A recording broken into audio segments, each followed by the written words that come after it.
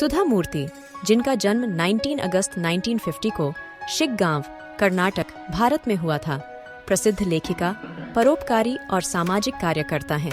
संयुक्त जीवन समाज में सकारात्मक और प्रभावशाली योगदान देने के लिए समर्पित हैं। उनकी यात्रा करुणा, शास्त्रीय उत्कृष्टता और निष्कलम योगदान में से एक है। सुधा मूर्ति के पहले वर्ष अपने पढ़ाई और शिक्षा के प्रति गहरे प्यार से भरे गए थे। उन्होंने विद्युत अभियांत्रिकी में अपने अध्ययन किए और बाद में बेंगलोर के भारतीय प्रौद्योगिकी संस्थान से कंप्यूटर विज्ञान की स्नातक की डिग्री प्राप्त की।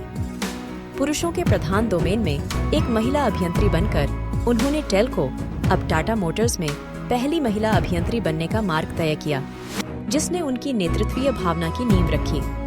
हालांकि उनकी असली पुकार इंजीनियरिंग से आगे थी।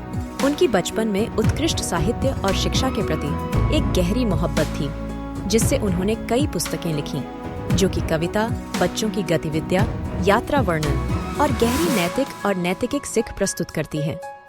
उनकी लेखनी की शैली को सरलता, संबंधितता और गहरी नैतिक और नैतिक सीखों को संकलित करने की क्षमता के लिए जाना जाता है।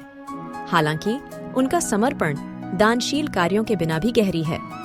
उन्होंने अपने पति N.R. नारायण मूर्ति के साथ 1996 में इन्फोसिस फाउंडेशन की स्थापना की, एक संगठन जो सामाजिक मुद्दों का समाधान करने के लिए विभिन्न परियोजनाओं के माध्यम से प्रतिबद्ध है।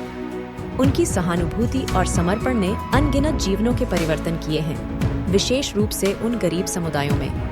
ग्रामीण स्कूलों में पुस्तकालय स्थापित करने से लेकर जरूरतमंदों के लिए सर्जरी का वितरण करने और आपातकालीन सहायता प्रयासों का समर्थन करने तक, सुधा मूर्ति की सहानुभूति और समर्पण की कोई सीमा नहीं है। उनका काम उन्हें पद्मश्री सहित कई पुरस्कार और सम्मान प्राप्त कर चुका है, जो भारत का चौथा सर्वोच्च नागरिक सम्मान है। सुधा मूर्ति की जीवनी न केवल उनकी व्यक्तिगत उपलब्धियों की प्रशंसा है, बल्कि यह उनके समाज में सकारात्मक परिवर्तन की अद्वितीय यात्रा का भी उत्सव है।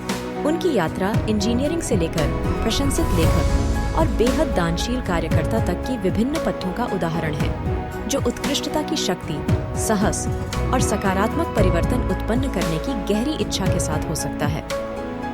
आज सुधा मूर्ति अपनी विनम्रता, ज्ञान और समाज को उच्च करने के प्रति अडिग समर्पण के साथ हर किसी को प्रेरित करती है। उनकी जीवन कहानी हमें यह याद दिलाती है कि हमारी चुनी हुई पथ के बावजूद हमारे पास समाज को सकारात्मक प्रभाव डालने की सामर्थ्य है। वीडियो देखने के लिए धन्यवाद। अगर आपको यह पसंद आए तो कृपया शेयर और सब्सक्राइब करें। सीखते रहें।